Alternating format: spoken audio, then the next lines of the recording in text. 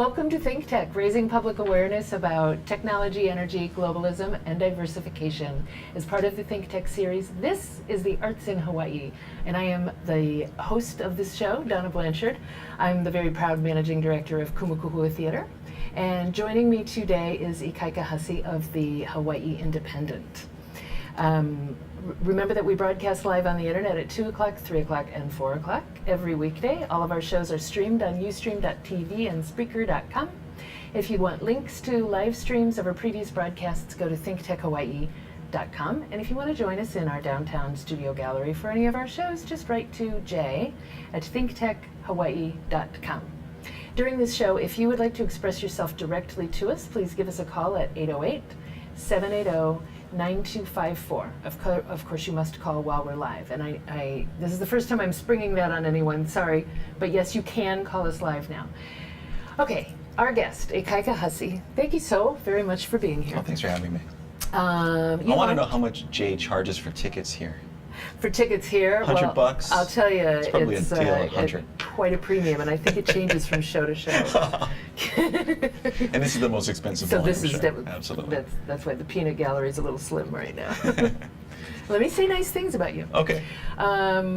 You launched the Hawaii Independent in 2008. That's right. And this I yanked off of your LinkedIn profile because I really like it. We tell stories that help people to understand the complexity of our island community and find ways to be an engaged member of society. We all benefit from a more informed community. So how's it going? Well, you know, the question of whether or not we have a more informed community, I think that's the goal. And I think there's a lot of people in our town who want to see that goal advance. Like, for instance, I'm on the board of what used to be Kids Vote Hawaii, which is an effort to increase electoral participation among youth, and hopefully for that to push electoral participation among adults. That organization is going through a rebranding process, but it's full of people who want to see more civic engagement, and I think there's a lot of people who really want to see that happen. You know, right now there's things like the marriage equality bill, which is being heard by the special session of the state legislature.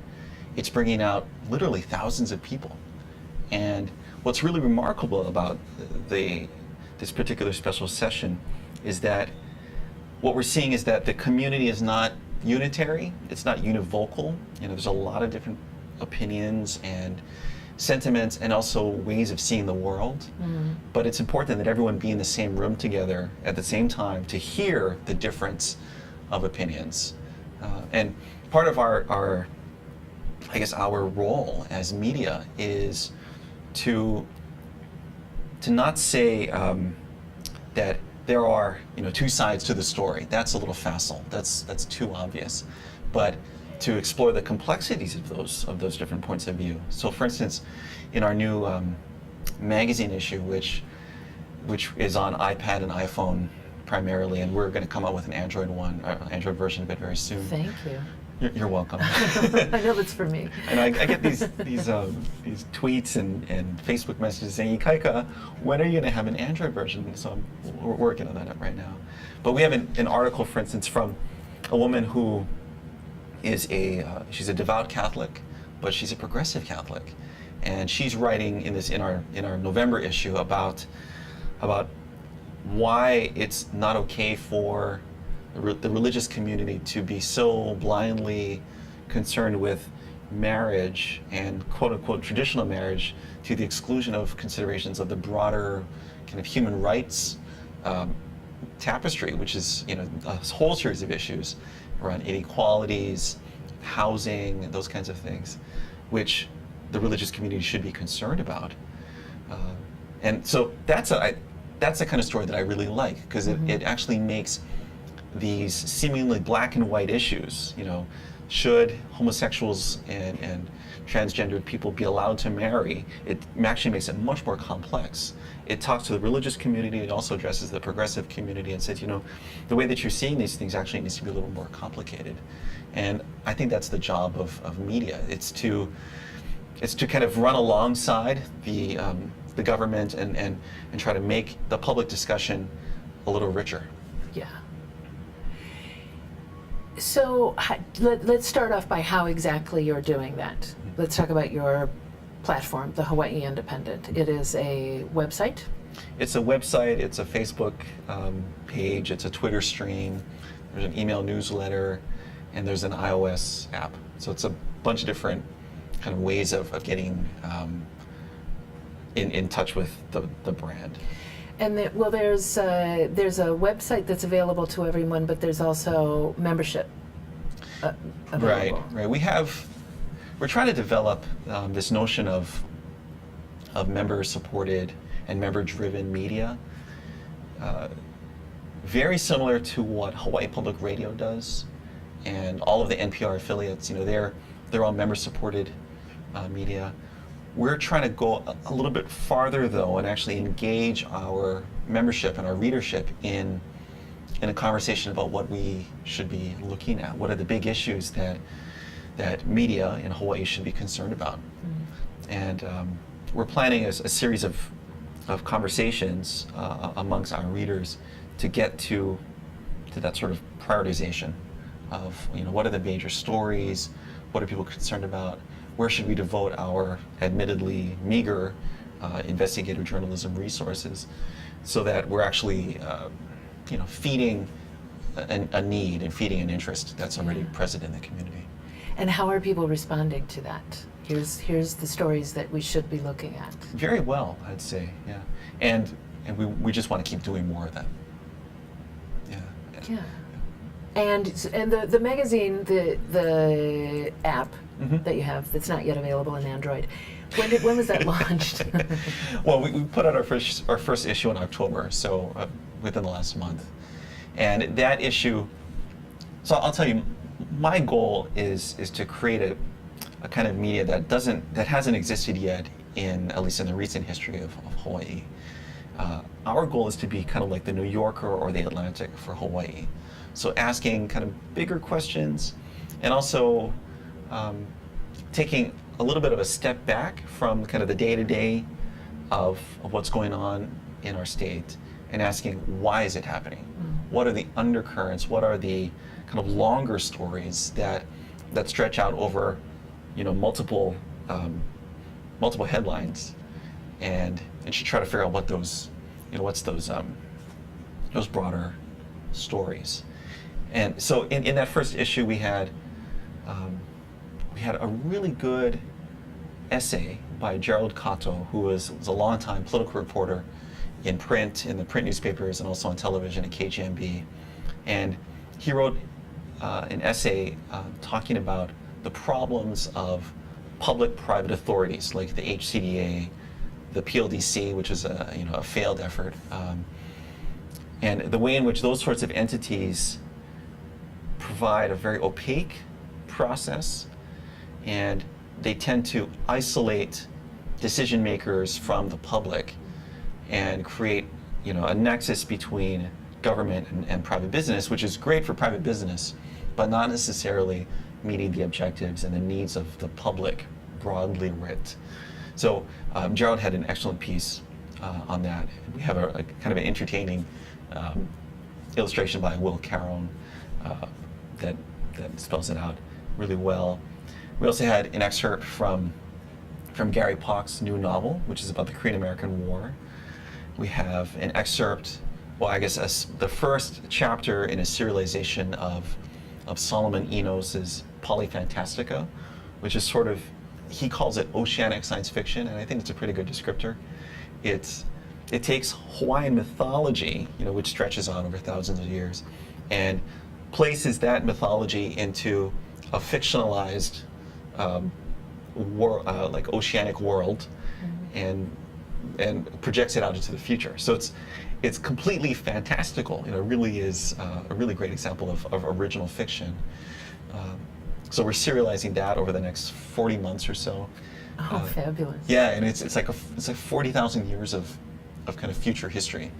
So we've got a bunch of different things in these magazine issues. In the one that's coming out tomorrow, if we get our act together, is going to have a bunch of really great essays on marriage equality. There's an investigative piece which I can't talk about, and Oh, I love that. we're very excited about it. So it's a very important story, actually, that we're going to be telling. Okay. And we have a really fun science fiction piece by David Goldberg, who writes in the Star Advertiser.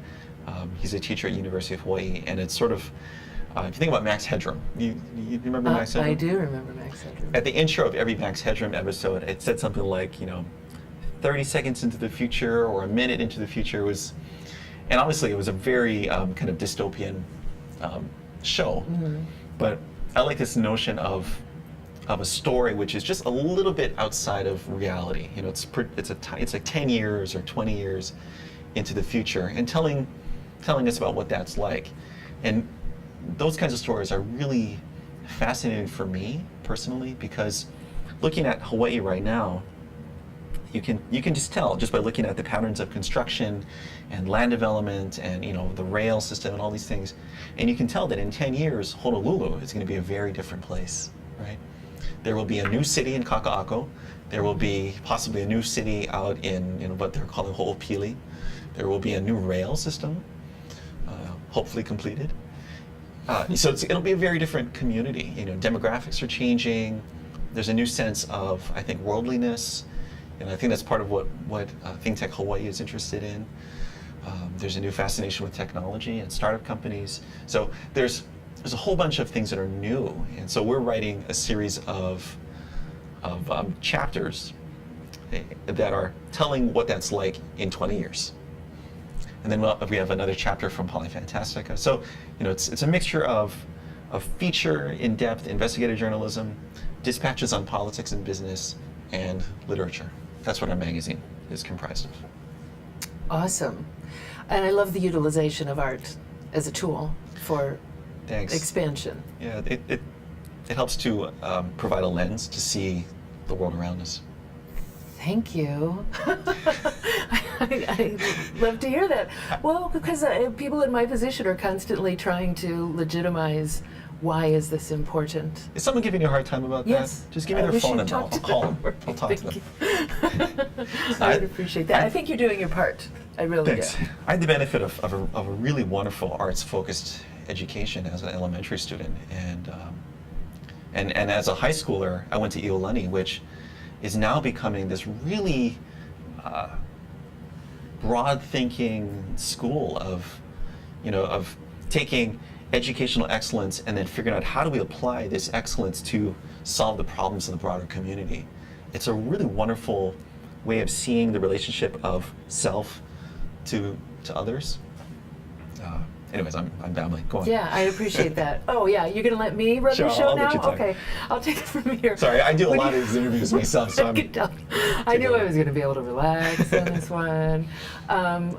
When you say we, who's we? How many are on your team that are doing all this amazing work? Well, there's hundreds. No, I'm joking. No, it's a small team. It's myself and a few kind of regularly contributing writers. We have a large team of freelancers who contribute to individual stories, and there's also a lot of people in the broader, kind of civic engagement community. People who are legislators or nonprofit leaders, arts leaders, people who are engaged in the day-to-day, what's going on in our town, who contribute essays and op-eds, that kind of thing. So that's really kind of our team. And we also have partnerships. For instance, a partnership with a website that run by Nancy Kuklauer. She's an excellent journalist based on the Big Island, and every day she goes through all of the different media, all throughout the state, and looks at what are the stories being covered. We repurpose that content, and then we have an advertising collaboration. So we run that sort of aggregation or curation of news. So anyways, a bunch of different aspects of it. Curation of news. I like Yeah. that. I like that better than aggregation, because it is curated. There's a certain amount of someone's taste that you are I'm going to that web page or I'm reading your newsletter because I know I'm going to care about what you're putting in there, as opposed to what may be coming in another form. Yeah. I mean, part of the problem, and it's really a wonderful problem, is that nowadays, we live in a world in which information is no longer scarce, right? I remember when I was a student, it was really hard to get information. You had to actually read books. There was this thing called the Dewey Decimal System. Card catalogs. There were card catalogs. Yeah. Yeah. And they weren't SIM cards, they were actually paper They were cards. actually cards. You could get paper cuts on. You could. Yeah. There was this thing called paper at one point. But but we live in a world now where there's endless amounts of information, and part of our, I think, a value that media can offer is by saying, okay, here's all of the things that are available to you, but we're going to present you with these things which are useful, hopefully, to you. And if we do our job well, you can have a few of these kind of digested, curated bits in New York Times and in a few other publications, and just say, okay, these are the 10 stories which you should know about, or that we think at least are important. Mm-hmm. What's the length of your average piece that is generated by you and your team? You mentioned I'd say New Yorker, average. If you go average, there would be about 1,500 words. Yeah, so they're decent. Yeah, they're decent length. Yeah. You do have some shorter pieces, but you go for the long form. Yeah, I mean, some of our pieces are not pieces. Some of them are simply links out to what the Atlantic wrote, or what Civil Beat wrote, or the Star Advertiser. If someone is writing something that we think our readers would benefit from, we just say, here's the link. Here it is. Go read it. Yeah. That's excellent. We're going to go on our first break. Okay. We'll be back in just a moment. I'm Donna Blanchard. This is The Arts in Hawaii on the ThinkTech Digital Series. I'm talking with Ikaika Hussey of the Hawaii Independent. We'll be right back. Aloha, I'm Jay Fidel, founder of ThinkTech Hawaii. We are a digital media nonprofit that covers things that matter to tech, energy, diversification, globalism, and progress for our state, the state of Hawaii. We broadcast on community television and on Oceanic Cable Channel 16. We also stream our shows and interviews live on the internet as both radio and video, and of course we post them here on YouTube. We collaborate with the Hawaii Venture Capital Association to present monthly luncheon programs on subjects of interest to the business community, and we write for the Honolulu Star Advertiser. ThinkTech works hard to raise public awareness in Hawaii. Check out our website, thinktechhawaii.com, and come to our YouTube channel, ThinkTech Hawaii. We hope you support our mission and that you like our work. I'm Jay Fidel. Mahalo. Hi, we're back and we're live. I am Donna Blanchard. This is The Arts in Hawaii on the ThinkTech Digital Series. We're talking with Ikaika Hussey of the Hawaii Independent, and we are coming to you live from the Pioneer Plaza in the core of downtown Honolulu. So let's go way back. Speaking of Dewey Decimal System, tell me about your beginnings. Were you always interested in the news? I suppose I was always interested in media. Tell me how that manifested itself in your life. I mean, really. Okay. So you're 10. Are you reading the newspaper? When I was 10, when I was 11, I was certainly reading newspapers. I had my 6th grade teacher at Hanaho'oli, Sarah Armstrong, had this regular weekly exercise. She called it the Elmer's book, named after Elmer's glue. Okay. And she had all of the students go through the newspapers and find stories either about human rights or the environment. Those were the two foci of the project, and we would clip them out and put them in our Elmer's book, using Elmer's glue, or sometimes rubber cement if we're feeling really out there.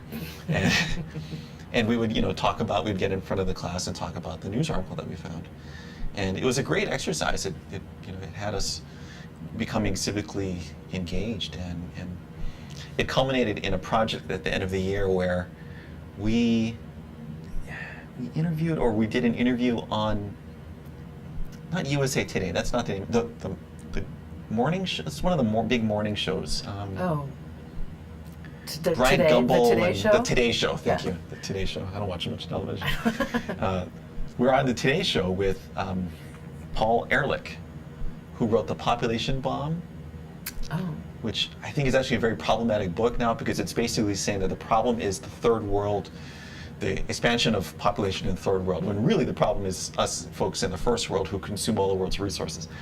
But we did a really interesting interview with him on the Today Show, and I think at our fair that year, like our school fair, we sold compact fluorescent light bulbs. We learned how to make our own toothpaste out of baking soda, and so it was how to be a better human being on the planet Earth kind of class. It was great, and so that got me interested. So that in really media and resonated social with you. Activism, justice. What was the teacher's name who had you clip? Sarah Armstrong. She's still at the school. She's a great teacher. Congratulations, Sarah. Kudos. Good job on doing that. Seriously, for you to have gotten that opportunity, and obviously there was something within you that answered that. Yeah? Yeah, I guess so. Yeah. I mean, I'm also raised by a progressive Catholic family, and that was actually, I think, the real foundation of it, is a sense of a need to give back, and a sense of community, I suppose. Yeah. But for you to make the determination in your life that I want to run this media center, that has to, rather than saying I'm going to express this through painting, or I'm going to work for this large corporation and do my part there, this is instead where your passion lies, I must assume, in spreading news, or in increasing awareness. Is that what it is? Sure. Awareness and conversation, I think, and trying to enrich the public discourse. That would be a way that I think about it. What are the voices that are being left out in other media, and how can we kind of plug pukas that are out there?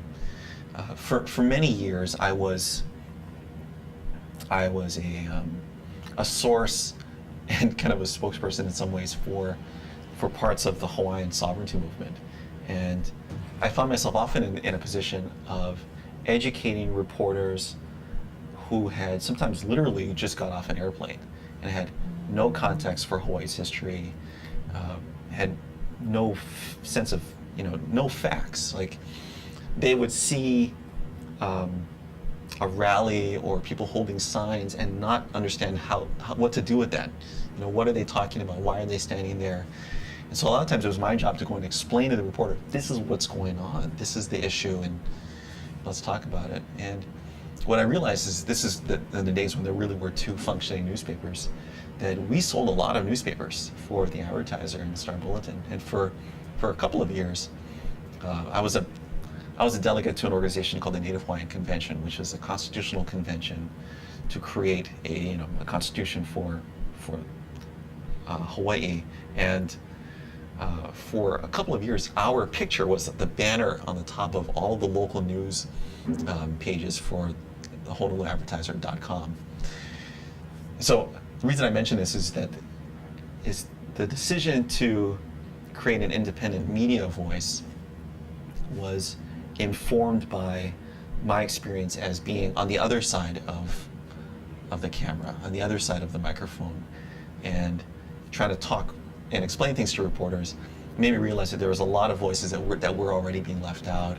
There were a lot of stories which weren't being told, and I decided that I wanted to create I wanted to reframe a lot the way in which media dealt with a lot of local issues, and to look at things from a sense of kind of civic journalism. Civics in Hawaii, I think, is based on the intersection of economics, equality, and ecology. Those are the big three things that matter to Hawaii, and you see it you see the ecological piece in like the movement around people like Jack Johnson, who's built an amazing career as a musician with an ecological message, right? You see the economics in what's going on in Kaka'ako and the development of new industries and a desire amongst Hawaii's young people to see a completely new economy. They want to transform the economy. And you see the equality piece in our ongoing struggles with things like houselessness, which is a problem that has only gotten worse over the last few decades.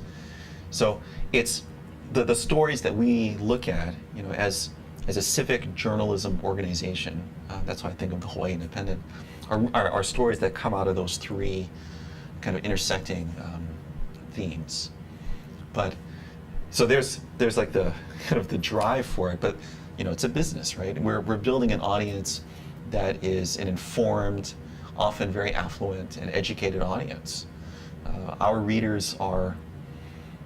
We did a poll. We had a median income of $90,000, which is a very high income. These are very well-educated people. A third of them have graduate degrees. A lot of them are basically young professionals rising in their careers between the ages of 25 and 45. This is a demographic that a lot of companies are very interested in advertising to, or in speaking to. So it's actually a very good business on the business side of it as well. And part of it is my desire to create a product that is high quality, that is different than all of the other media in town, because it relies less on what's happening right now and more kind of a broader, thoughtful discussion about politics and culture in Hawaii. A couple thoughts occur to me, and I'm going to start by saying thank you very much for helping to support Kumukuhua Theater. We appreciate having a space in that form to reach that audience. Disclosure. Also. We actually know each other from way back. Yes, way back when. When you have those people that your audience, there is a lot of power in the ability to deliver the information to that audience. And I would imagine, knowing you, as I do from way back when, that you take that very seriously. Try to. Yeah, there is an influence there that I don't think I know you're not dealing with an audience that's going to swallow whatever you have to. Right, and them. that's the thing about our readers, is that they are very smart people and also very good looking. And that's what I like most. No, but seriously, they're we're talking about people who they're very well educated. They know these issues. And so I can't tell them something or we can't tell them things that aren't true and that are simply opinion or just kind of made up, fabricated. They're insisting on good stuff. Right. Yeah. So how much of that content that you're delivering through aggregation or curation are you checking? The actual checking of it, Yeah. all of it, everything that we publish is vetted by us. By your team. Yeah. That's a lot. So if you're delivering content that's coming through from the New York Times, you are running some fact checking on that, or are you saying it's New York Times? The New York Times I don't really fact check. Okay. Yeah, no. But we don't link to the New York Times very much either. Yeah. Yeah. I mean, most of our linking is to local publications on Oahu and on the neighbor islands. Yeah. And how are you supported? Advertising primarily. Yeah. We do have some revenue from membership. We have some revenue from subscribers to the magazine, and then advertising. Okay. And when you started this in 2008, how long coming was this for you? Was this something that you built for a long time, or you said? That's a good question. Because these things can be turned around very quickly now. Yeah. Well, let me think about that. I guess it was about a year of talking to different folks and trying out different things. And at one point, in a moment of insanity, I sat down with a friend of mine who had just left the Honolulu Weekly and said, "Okay, let's go do it." Yeah. And that's really what propelled it forward. What moved it forward. So you have an ability to explain. It sounds like you have a natural ability to help people understand complex thoughts, ideas, events, reasons behind events. You have you didn't feel that these stories were being told that you wanted to get out, or the angles weren't out there that you felt were important? Yeah? So then you talk with a friend and say, okay, let's do it, and... Yeah, we were drinking. That is part of what's going on. Apparently, there's nothing wrong with that. And did you, at that time, a lot of things have changed since 2008 in the world of media. It's completely different Holy world. Toledo, with every year. Right. Particularly in Hawaii, I think. Sure. How have you had moments of being flabbergasted? Where are we going to go now? Oh, look what's going on, just with some changes that we've had recently. Do you feel a need to, and maybe you can answer this, do you feel a need to keep rolling with the evolution, or do you feel like you're riding the evolution? I think we're in a good place right now with our model, with kind of where we are positioned within the marketplace. I think we're in a good place. Okay. Because there really isn't anyone else in our particular niche, and that's important. For a while we were competing with folks who were much more funded than we were, and that didn't work for us. We had to get out of that. And so it took actually about a year, over the last year and a half maybe,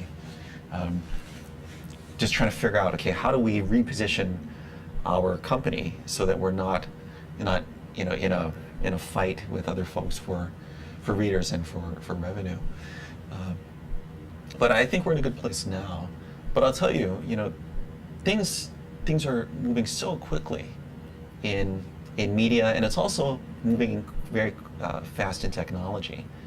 And I see this very much as a technology business, and to the point where about a year and a half ago, I sat down with a friend who had just left one of our competitors, and he was their tech guy. He was in charge of the servers, and he was a programmer, and he taught me how to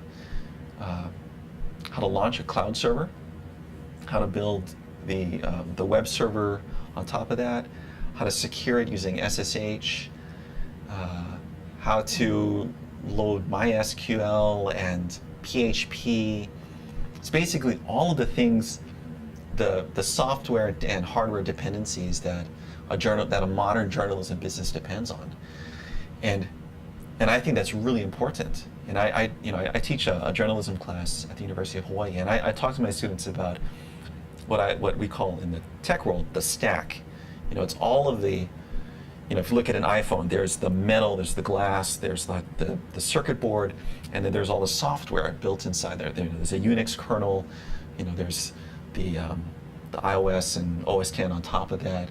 All of that is a stack of technologies that when you're turning on your phone and you're typing in an SMS message, you're interacting with only that top layer. In journalism, writing a story is only the very top layer of the product. Oh, and it's really all these other things. There's the internet at the very bottom, there's servers, and there's technology all the way up. And so I've gone in the last 5 years from being someone who had to rely on other people to program the HTML and to manage our server, to being able to do all of that myself. And it was just because kind of from a management perspective, you can't really manage someone unless you understand what they're doing, right? Yeah, at least understand. And I'm sorry, I'm going to have to cut you off. We'll come right back to that. We're going to take a break. This is The Arts in Hawaii. I'm Donna Blanchard, talking with Ikaika Hussey. Be right back. Aloha, I'm Nicole Horry for ThinkTech. For nearly half a century, the Hawaii Foreign Trade Zone No. 9 has brought the benefits of the Foreign Trade Zone program to Hawaii businesses and entrepreneurs. DBET, the Department of Business, Economic Development and Tourism, operates Hawaii's Foreign Trade Zone program to encourage international business and economic development. The Foreign Trade Zone's mission is to increase the amount of international trading activity in Hawaii, thereby providing employment opportunities for the residents of our island state. For more information, see ftz9.org. I'm Nicole Horry. Mahalo. Hi, we're back and we're live. I am Donna Blanchard. The show is The Arts in Hawaii, coming to you from Pioneer Plaza in the core of downtown Honolulu on the ThinkTech digital series. We're talking with Ikaika Hussey from the Hawaii Independent. And let's go right back to where we were. You have one person has the ability now to really run a media empire. Do you have offices or do you have a virtual office? We work out of the Box Jelly, which is in Kaka'ako. It's a co-working space, and it's wonderful because there's a whole community of startups and businesses that work out of there. And when you originally began, I imagine you had a hand pretty much in everything that was going on other than all of the programming, which you didn't know how to do just yet. You know, when we first started, I relied heavily on others for editing, story selection, hiring, and then the technology. And I've tried to learn how to do all those things just because it really, I think running a business requires knowledge of the entire stack, all of the elements of a business. Yeah, you can't do them all. No, you don't have to do them all, but you have to understand how it works. Understand them all. Yeah. Because you're a perfectionist, right? No. Oh, I really should be. Stop it. No, I think you are. It would be better if I were. But even things like sales, like, I'm part of a network of local independent online news publishers throughout the United States. And a lot of my colleagues rely on salespeople, outside salespeople, outside tech people, and I won't do that. I want to understand how the whole thing works, and then delegate. Yeah, well, that's good. But you could still be a perfectionist, and it's part of your being a perfectionist that you don't want to do it because that's not where your strength lies. I suppose. At the end of the day, it comes down to just balancing, life and work, and I have little kids, so I can't work past the time I have to go pick them up at school, and so those kinds of constraints are very useful because it forces me to say, okay, this is what I'm going to do, and this is what I'm going to have someone else help with, and balance it out. Well, that's admirable, that Hawaiianness, to be able to say, well, and that's a generational thing also. I think that there are more and more parents of young children now who are saying, no, I'm going to go pick up my kids. I'm going to be at home. Whereas, I don't know about your parents, but my dad wasn't there. He was working, and it was really common that you want to succeed in business, you're not necessarily going to be home for dinner a lot. I didn't mean to call you a perfectionist. That's if you fine. take that personally, No, if you don't care for that. I would love to be a perfectionist. Some people would just beam with it, hearing about that. So let's talk about where you are now with the organization and where you see yourself going forward. I'd like for you to talk a little bit about Quotes. Okay. So Quotes is a partnership that we do with the Box Jelly and Whole Foods. Whole Foods sponsors the food of the event. And it's a monthly event that we do at the Box Jelly where we quote from our magazine. We take a story or something that we're covering in the magazine, and we build an event around it, a conversation usually. So in our first Quotes event 2 months ago, we had Gary Pock come and do a reading from his book that we had excerpted in the magazine. Last month we had 2 individuals who were involved in the Makers Movement come and talk about not co-working spaces, but maker spaces, like Oahu Makerspace in Kaka'ako, where a regular person like you or I could go in and pay a small membership fee, and we could learn how to use 3D printers, and we could use carpentry tools, and they have a laser that we could use, and it's really fun. It's part about building a new creative economy. So that piece actually is going to run tomorrow. And in this, yesterday we had our third Quotes event, and it was a really exciting panel discussion about marriage equality. So Representative Chris Lee came from a long day at the Ledge to come and talk about where the bill is, where the marriage equality bill is. And then Kala Kachihiro and Pat Koge from the civil sector came and talked about kind of framing marriage equality within the broader context of civil rights. So that was last night, and there's wine and food and goodness. So how many people are attending these events? How many are allowed? How many do you have room for? You know, it's a small space. We can only handle about 40 people in the room. 40, okay. Yeah. So it's an intimate gathering. It's a conversation. Last night we sat in a circle and just talked in depth about where the bill is and talked about marriage equality. It's really good. Very cool. Yeah. Are you building a call to action or strictly informing? No, I don't think our job is to build a call to action. That's the, I could very easily put on that other hat, but I don't think that would be appropriate for the news to play that role. You talked a little bit about your demographics, so you're able to capture some data on that. Yeah. What is the cultural makeup of your audience? You mean like ethnic makeup? I don't know. That's a good question. Given what I see at like our events, they're very mixed. At the Ideas Summit, which we premiered in January, that was an event that we held at the Hilton, and it was 5 panels with experts in talking about education, the environment, the economy, Hawaii's place in the world, kind of like in geopolitics, and a 5th panel, which escapes me at the moment. But if you looked at the room, it was really as diverse as Hawaii's kind of general demographics are. Yeah. Interesting. Mm-hmm. And what do you see? What's coming next in the wave? Well, we want to get into a groove with our magazine and develop a workflow around that. That's really successful. We have plans for expanding into audio and video, and we have some partnerships that we're lining up for that. Oh, what's that going to look like? I don't know if I can talk about that, but basically working with larger, more established media entities and creating content that will run on their various air. So we're looking forward to that. It'll be very soon.